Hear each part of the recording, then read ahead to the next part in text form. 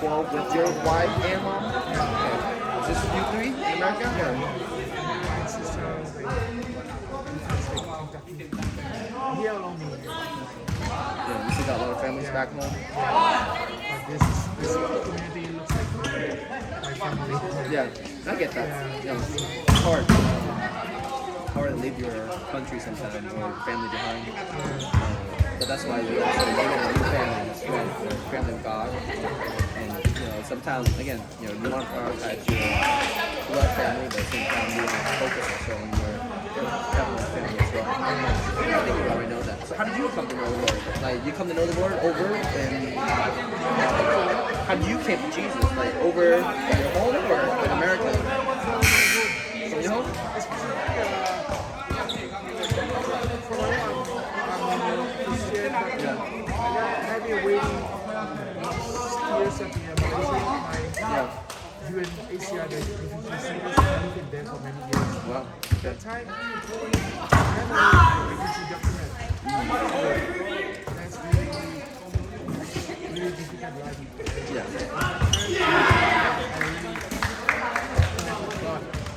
That's Yeah. my difficult situation. Because we scared police, we scared bad people, we're living in Malaysia. Yeah. As a refugee status. Yeah. That's really It's tough time. Yeah. that situation, Yeah.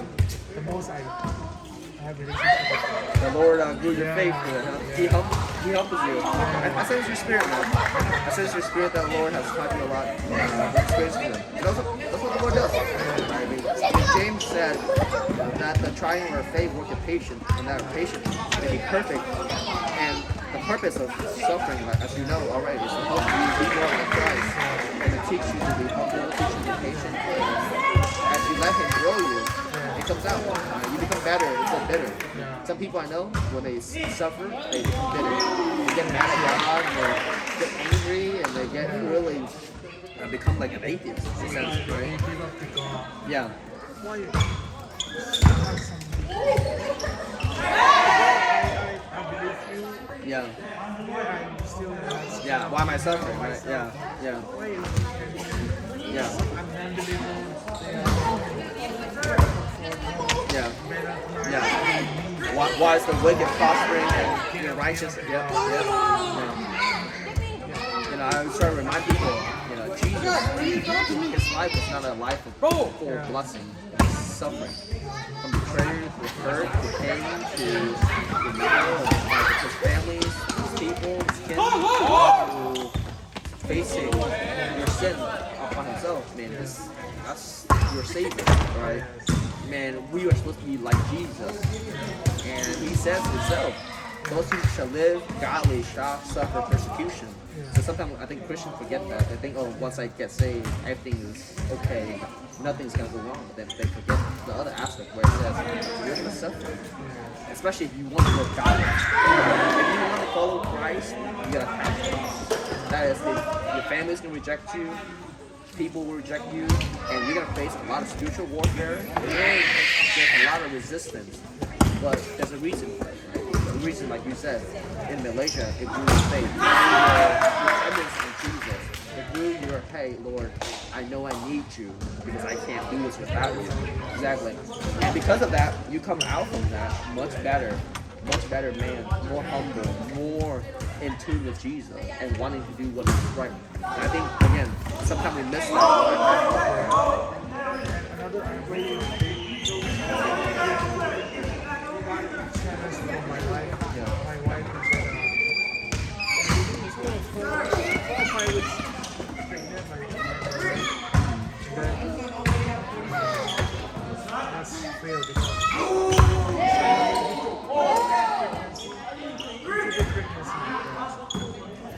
the embryo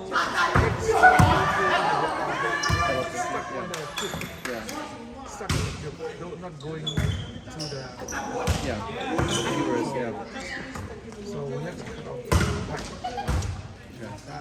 That's hard. Yes. I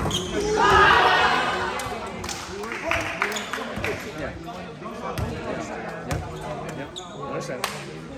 It's hard to accept that. That's really big challenge for Yeah. us. Yeah. especially my wife, Yeah. she feel, oh, I'm useless. Yeah. Yeah. Yeah. I feel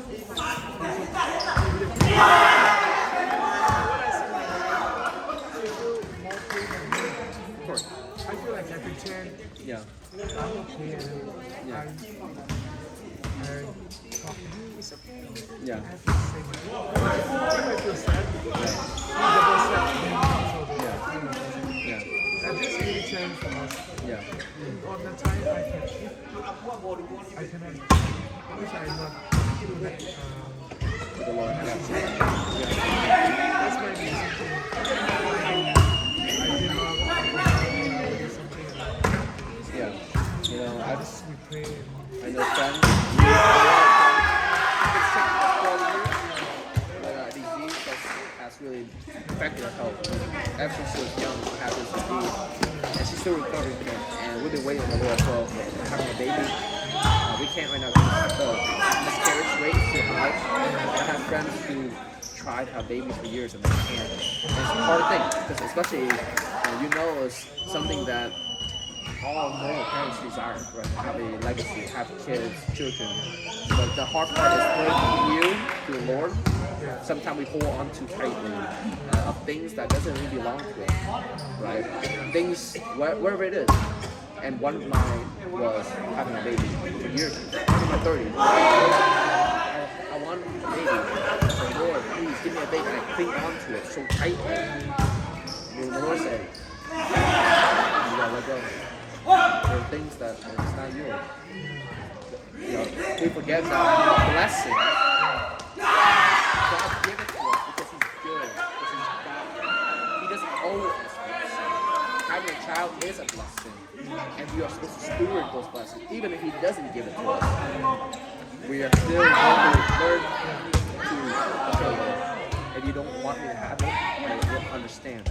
And so it's that surrender that God brings us sometimes in many areas of life. And that was one of the hard ones for me. To say, Lord, it's not my will, it's your will. If you don't want our family to have this, okay. So we consider adopting. Some of my friends, they adopted a son. So they took that route. They said, okay, you know what? We can't have our own physical baby. We're going to adopt them. They did. They just finished the whole process. And it was a long journey. The whole year, but they finally was able to adopt them. And so there are times where you gotta say, you know what, Lord, it's okay. You know, and for me, I don't have the opportunity to have a baby yet, so I got to work on the little kids. You know, they come on church, on the bus, on the vans. Guess what? I look at them. Yes, I'm their pastor, but at the same time, I'm good with them. Okay. If I can't have my kids, I'm gonna love on other kids, and you have to. It comes down. this whole thing be like, Yeah. this is my family. Exactly. Yeah. And you have to feel it that way. Yeah. You know, whether you feel like your spiritual father or not, it's just understand that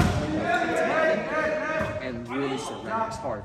I mean, we speak about it, but it's hard to let go because we cling on to it so tightly. And we cling on to things that are lesser because for our identities, so we also be Jesus. That's what I was talking about when it comes to preeminence.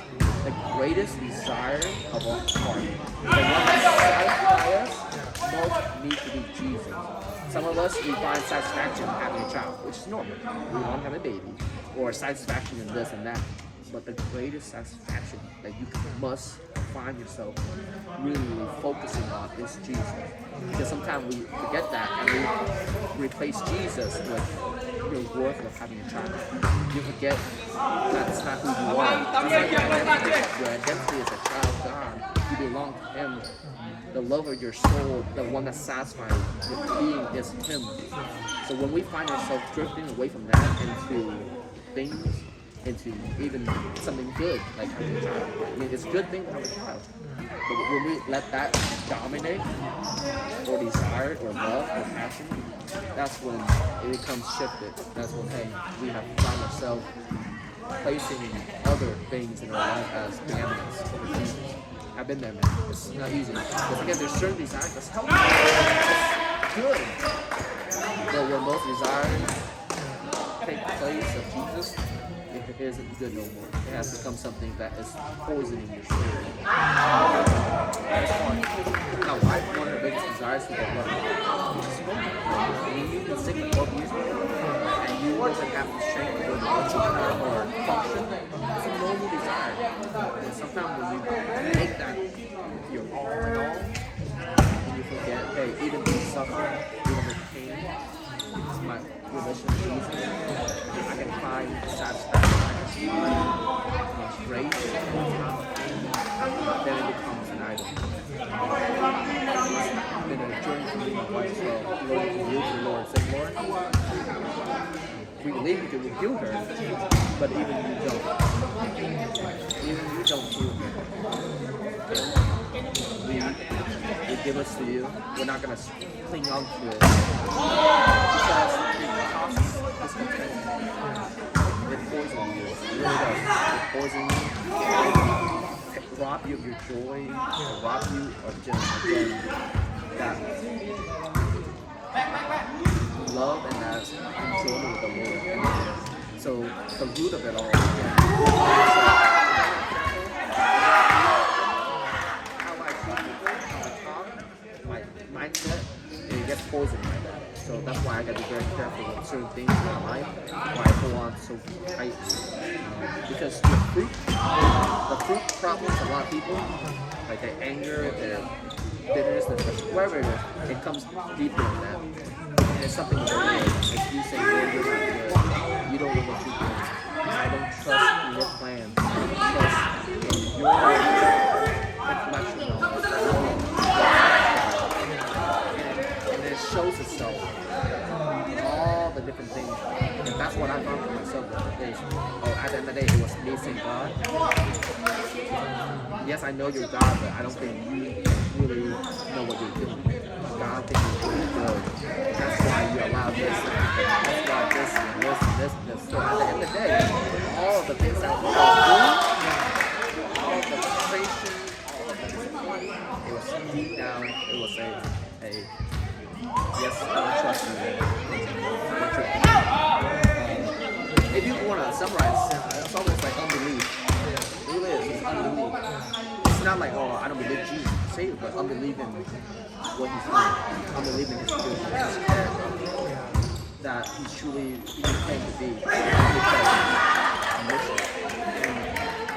it shows us something. I wrote my book, but that was me. You have to diagnose that. You have to diagnose what's truly the problem. Is it just me being impatient with the Lord? Is it me just being upset about this? Not none of that. Those are just symptoms of a deeper disease. Lack of faith.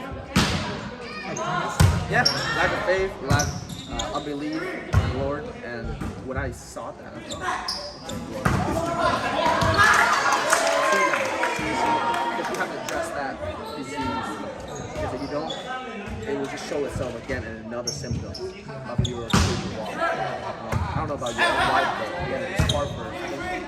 You know her better than I do, what her struggle is. And I think one of her struggles, as you already mentioned, is that she found her worth, who she is, her identity in the things that her because she lost that, she doesn't feel worthy or valued. Right? And I think it's very important to help her grow down. Come back to that. Because if you keep continue, it will poison her. It will hurt her in so many areas. So to help her to find your worth is not in what you can do. Your worth is not in how you can give him a son or a daughter. Your worth is you're a child. Your worth is Jesus. You're valuable. You're righteous. You are holy because of your relationship with Jesus.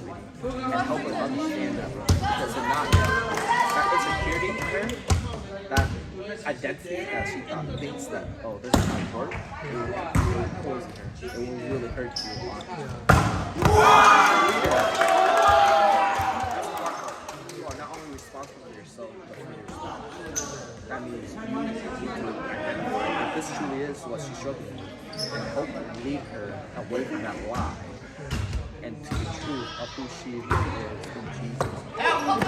So that's that's something that your wife shows you, it's gonna be hard because you really need to be careful what you say, but at the same time, you need to know the truth and lead her to do it. But again, I think you know your wife very well. You know really where she's at on that level. It's easy.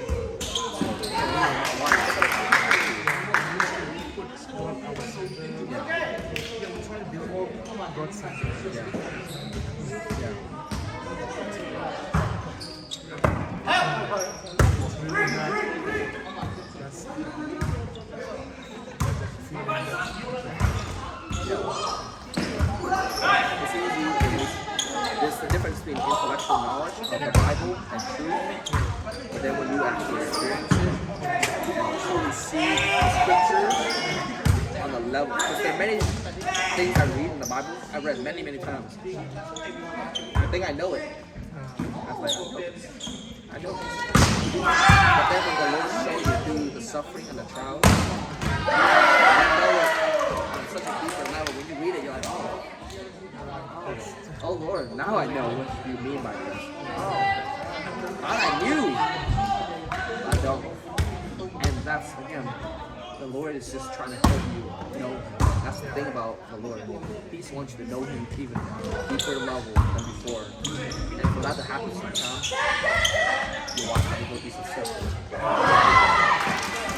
have to go through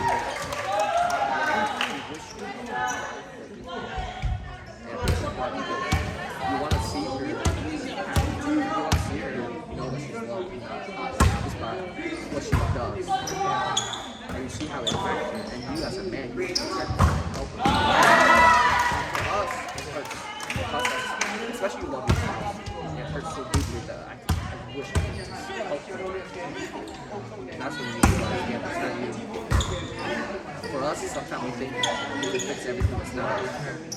It's Jesus. Right? It's always the Lord. And it's not a lesson over and over. And we think we know it sometimes. We're like, oh, I already know it. I've been through 5 years in a relationship with you. And we're like, I know that, Lord. And the Lord's like, do you? You really know that? So I'm helping you see it again on a more deeper level and greater reliance on me. And again, brother, it's not easy, but I find it worth it, especially how you can always keep in mind. Yes, it's not something I would want for my family, but I know the Lord can use it to help some others. I promise you, I know already that the Lord's going to use what you're experiencing right now. He's going to be able to help you out. Maybe you already have. Again, the Lord knows. And this has the experience you're going to have.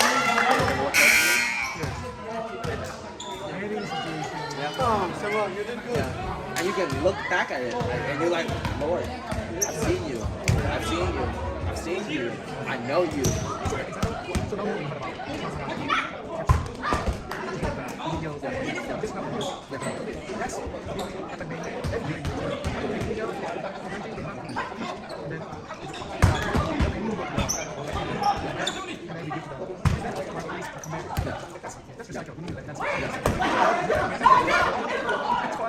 You've been there already.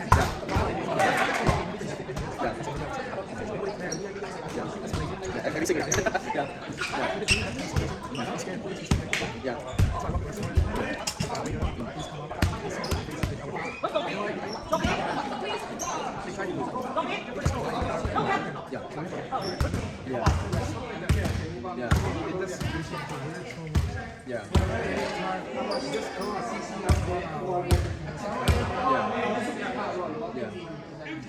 You've been through a lot, man. Yeah. You're in your 30s or 40s? I'm now 40. 40? Yeah?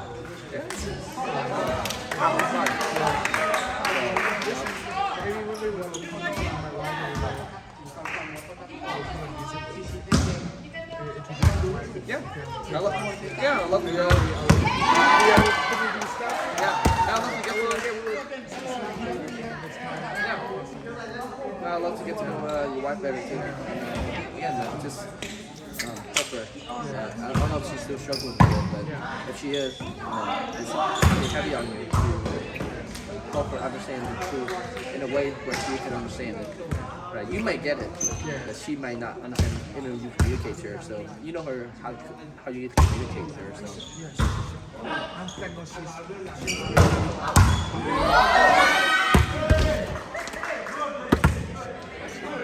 better.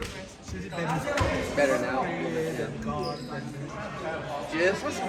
She's the prayer warrior, and that's my wife, man. She's the one that's close to. Yeah. She knows the Lord very well. She's very sensitive to the Lord. So when she says something, I try to listen. Yeah. Please come next Saturday, our national day. Yeah. I'll introduce you. Yeah. Join us. Yeah. Are you not going anymore? And also somewhere. You let me know. Yeah. Oh, I love to. Thank you again. Yeah. Of course. Yeah.